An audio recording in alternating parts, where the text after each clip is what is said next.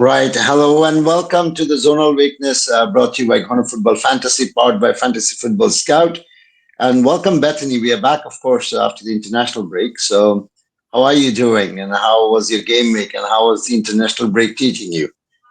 Oh, my game week was horrific. I've not looked at my team since, but I remember it being horrific. Another red arrow. I just have so many problems in my team, and so I take a hit, and then it doesn't pay off, and I just feel like none of the options are very obvious as to who to go to at the moment. So, but I know I don't like the players I currently own, and then come back from international break, and there's injuries, so I'm going to end up with another hit, and I just seem to be spiraling at the moment. So I'm sitting around 3.6 million, and yet like 4 weeks ago I was like around 1 million. So yeah, a bit frustrating. I feel like there's been a lot of international breaks, or the international breaks have come at really annoying times this season, even more so than usual. But yeah, not doing great. Hoping to turn things around before Christmas, but we'll see. How about you?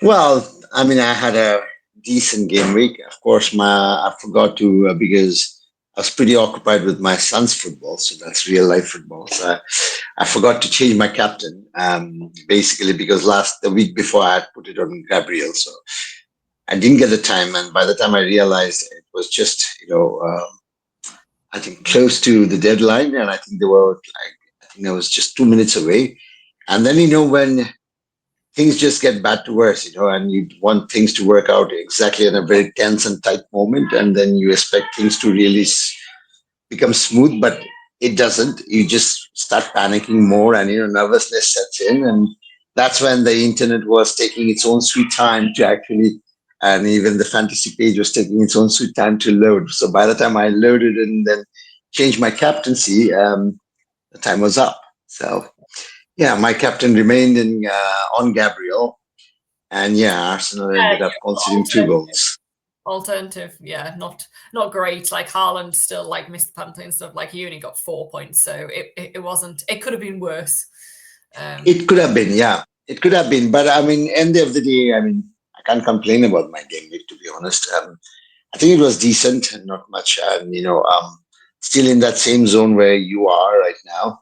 So yeah, just slightly behind you, I would say. But yeah, not far away, to be honest. So I'm sure, yeah, we are going to see each other quite often now.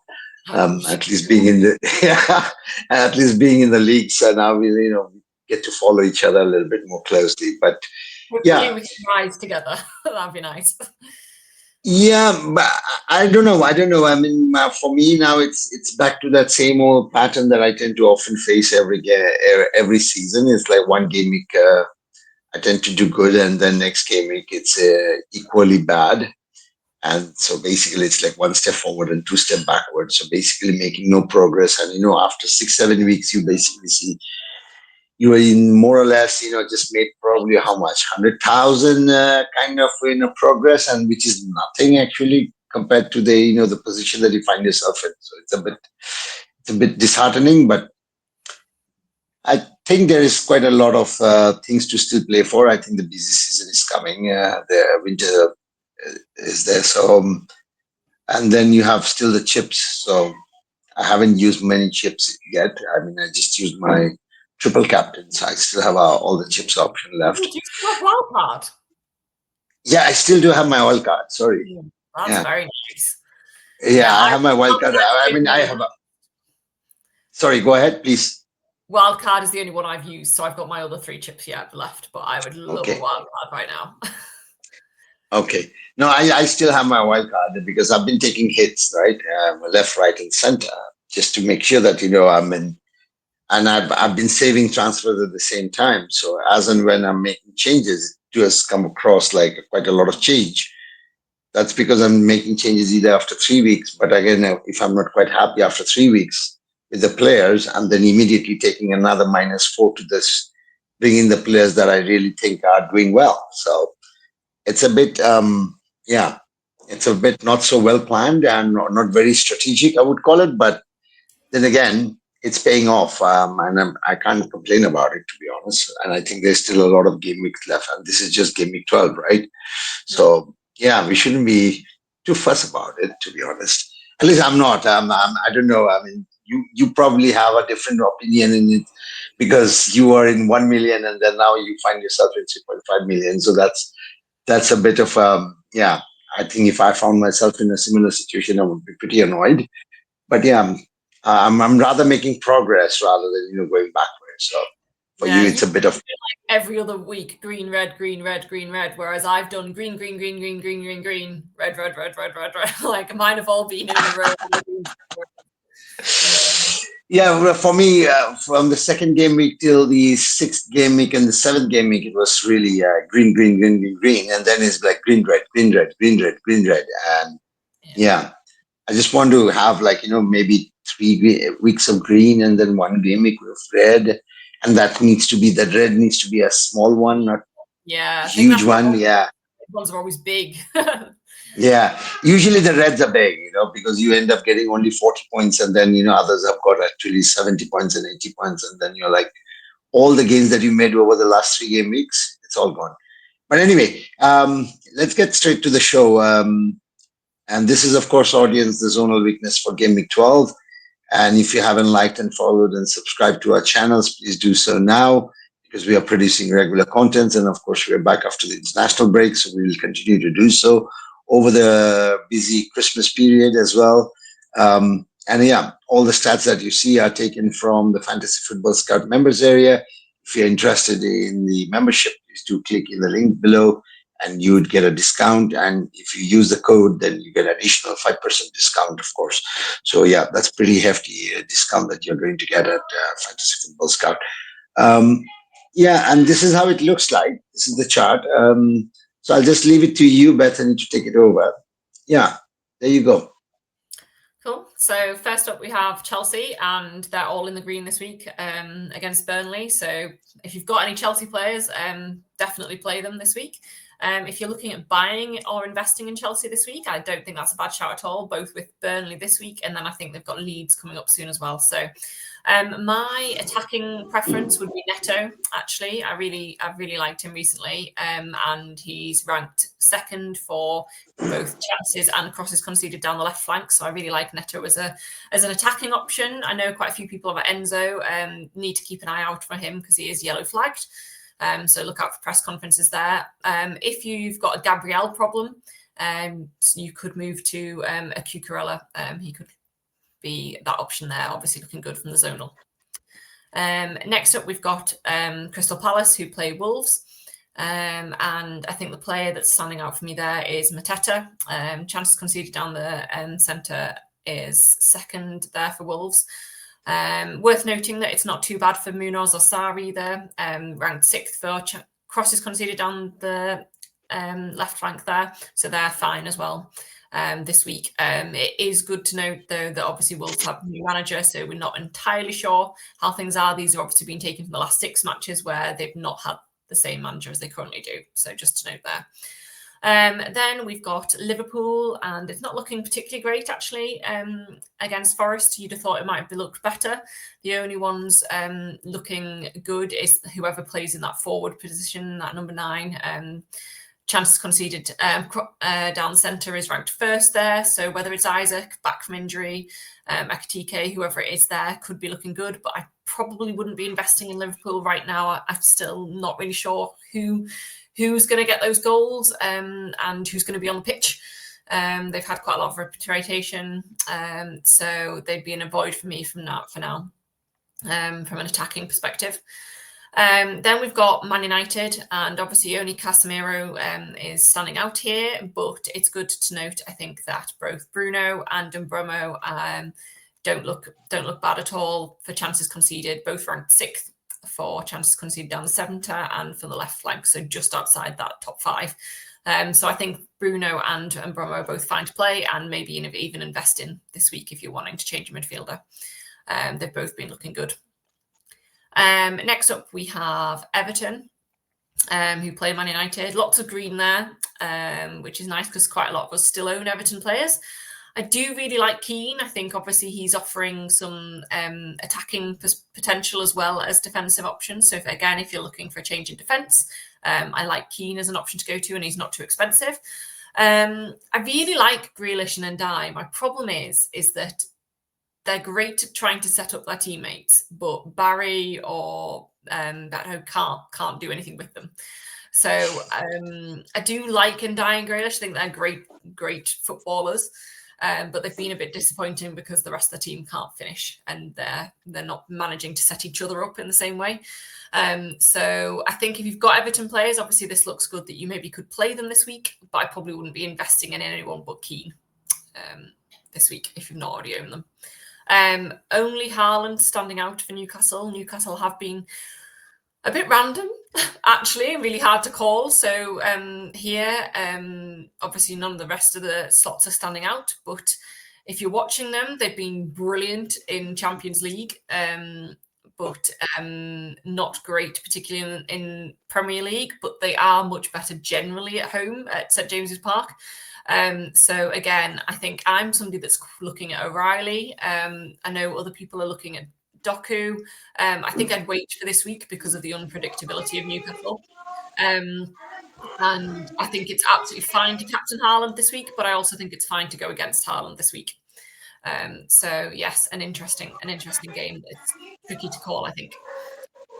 Next up, we have Bournemouth, who have been a bit disappointing of late, especially Semenyo. He also came home early from international duty, and we're not entirely sure whether that's because of an injury or because he was getting engaged. So definitely one to look out for in the press release. I don't think he's a sell unless he's confirmed out, because the chances and Zonal does look great this week, but definitely one to watch from a press conference point of view to see that. Otherwise, hopefully we might finally get some points from Semenyo with those left flank chances conceded. They're ranked first, so hopefully a good week for us. And then finally, we've got West Ham. Obviously, it doesn't surprise me that there's some green there because Bournemouth haven't been great recently. I think if you've still got hold of Bowen, it's fine to play him, but I wouldn't be investing in West Ham at the moment.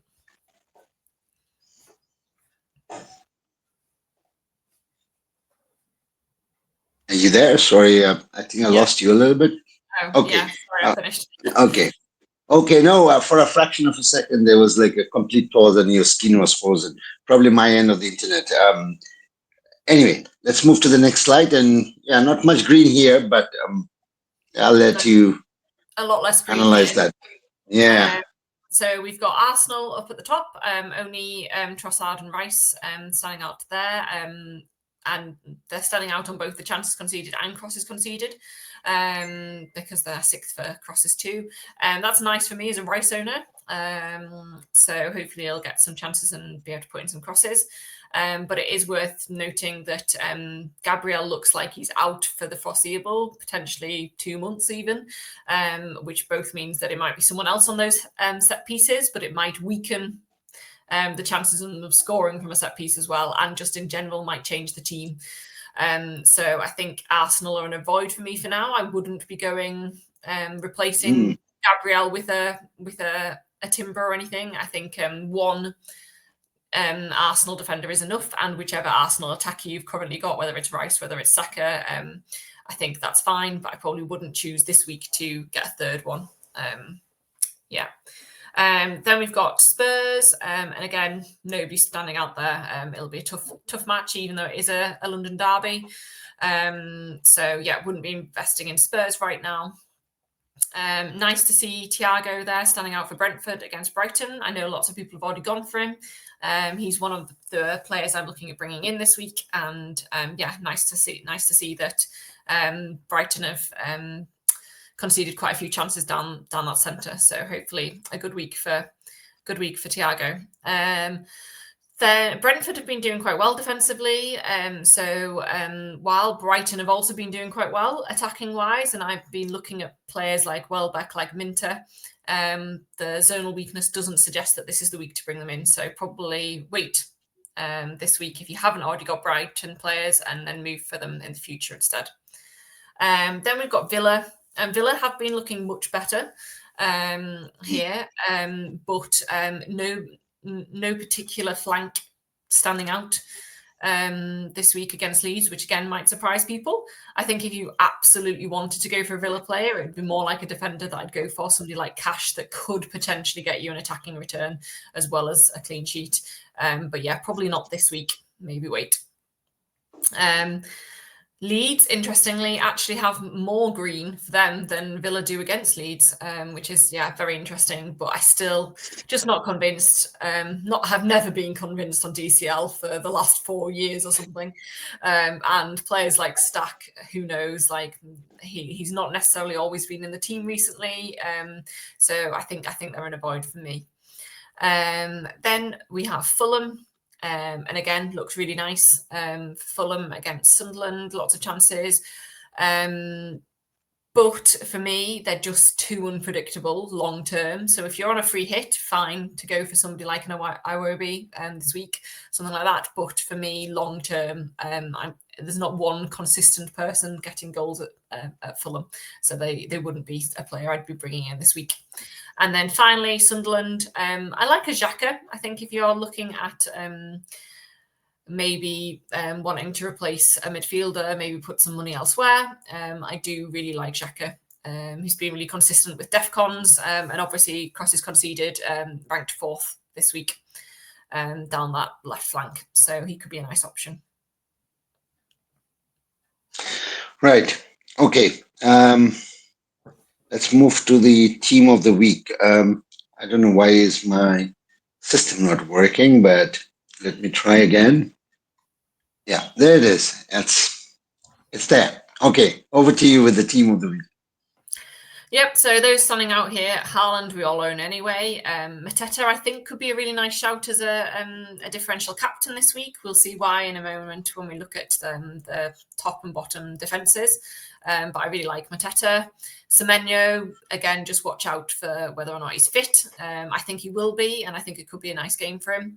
I really like Mbeumo this week. If you haven't already owned, he's been hurting me recently, and he's what I'm considering this week. I also like him and Bruno, if you haven't got Bruno either. Salah, I think, is somebody, I do know some people are on free hit this week, so Salah could be a really nice differential because most people can't get to him. Bless me. Most people can't get to him if he's on Thank you. If you're not on a free hit, I think it's difficult long term to get for him. But I think on a free hit, it might be really nice to get Salah there. I'm going to sneeze again. I'm really sorry. No worries. We've gone. And then like okay. I think 𝐞𝐿𝐴 is really nice. I think not just this week. You still have another fixture or two that are nice for Chelsea coming up, and we do know that 𝐞𝐿𝐴 can get those attacking potentials. Or if you can't afford 𝐞𝐿𝐴, you could still look at an alternative Chelsea defender. Okay. I don't know. Are you hearing any additional noise? I mean, external noise. Yeah. Just okay. That. Okay. Because I'm hearing that as well. Okay. All right. So here's the goal considered zonal wise chart, and I think let's focus on the first, the worst 5 teams, and then we'll look into the best 5 teams, and in between whoever's there, people can. I mean, this will be up on Twitter as well, but also on Facebook, so people can just have a look at it. Okay. Over to you, Bethany. Yep. So worst 5 teams comes as no surprise, I don't think, defensively. Wolves, West Ham, Burnley, Forest and Leeds, with Wolves being the worst of these. Wolves face Palace this week, like I said. This is why, if you are considering going against Haaland against Newcastle as a captain, I think a Mateta could be really nice this week. I think it would be nice to get triple Palace if you haven't already. That could be a move this week. Either double defence or go for Sarr and Mateta. I don't really mind. I think any of them could get points this week. So I think that would definitely be a target for my my free transfer. If you don't have triple Palace, I think go there this week. West Ham play Bournemouth. So again, your Bournemouth assets, I think a lot of us still have Semenyo and Senesi, so definitely play them. But wait for news on Semenyo. Burnley play Chelsea, and like I've said, I think that's really nice to target again. It's not just a 1-week punt. They do have a couple of nice fixtures, not just this one. So again, any players like a Neto, Enzo if he's fit. Again, wait for press conference news.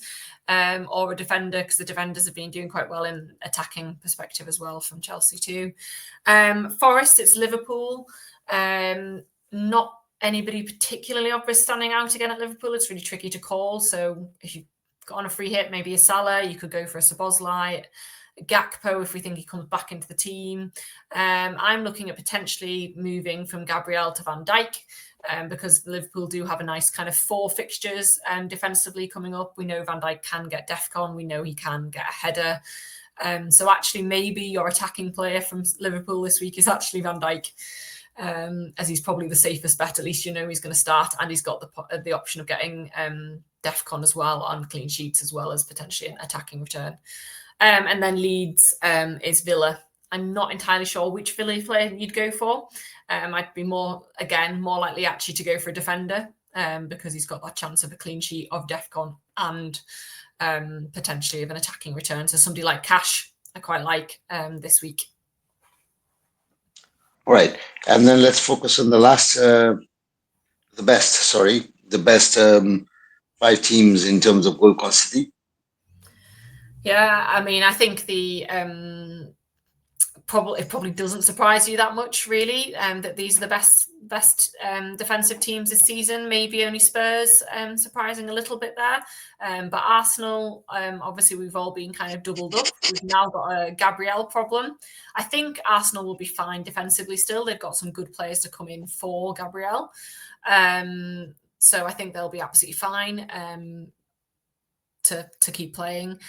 Man City, I think they're still a nice option defensively. Somebody like O'Reilly, it's obviously they're great from a defensive point of view, but somebody like O'Reilly could be really nice from an attacking point of view too. You've just got to be aware that Ait-Nouri is back now, so in this busy period around Christmas, there is a potential that he sees a rest midweek too.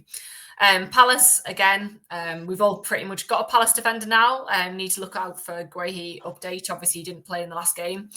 But otherwise, I don't mind a double up in Palace as well if you didn't want to go double attack, because they've all got potential to get either DEFCON or attacking returns. Sunderland, I really like as a 5th defender. You've just got to be aware that they don't have particularly nice fixtures coming up. So, but we've also seen that actually they are quite fixture proof, and they can do a good job against some of the bigger, tougher teams. Yeah, they're doing really well. And then Spurs, I don't know what to do with Spurs. I've got Van der Ven, and I keep playing him at the wrong moments. I play him and he gets 1 point, and I bench him and he gets 17. So on paper they look really nice, obviously, here, but I just never know which Spurs team are gonna turn up. So yeah, I'd probably focus on the ones at the bottom more. Make sure you've got Arsenal, Man City, Palace coverage before going to Spurs. Right. Thanks, Bethany. And I think that's we're more or less done for this week. Thank you so much. And I don't know, I mean, you'll be going on vacation right now, so very soon, or you're going some camping, and I don't know. I shouldn't be making a comment on it, but yeah, but what I'm trying to say is that we'll not be seeing you for a while now, because you've been coming on our next 4th of December. I think I said I could do. I think there's a bit of a conflict in terms of what you call it, when you're filming the midweek, okay. And yeah, so perhaps we'll have to discuss that. January. I may manage one more before January, but otherwise. Okay, just let me know. And of course, 4th of December, if we can do it, and we'll do it then. Yeah, but yeah, I don't want to disturb you during your Christmas break. That's the most important message that I wanted to really give it to you. But yeah, thank you so much for continuously coming and doing this, and we really appreciate it, an audience, and I hope you all are enjoying what we're producing here. And of course, Bethany has been quite regular over the last 4 or 5 game weeks, trying to produce, and so a bit of likes, views would be very much appreciated. And yeah, I'll see you when I see you again. And of course, thank you so much, audience. Game week. I hope it's a green one and a big one. Yeah, hope so. Take care. Bye.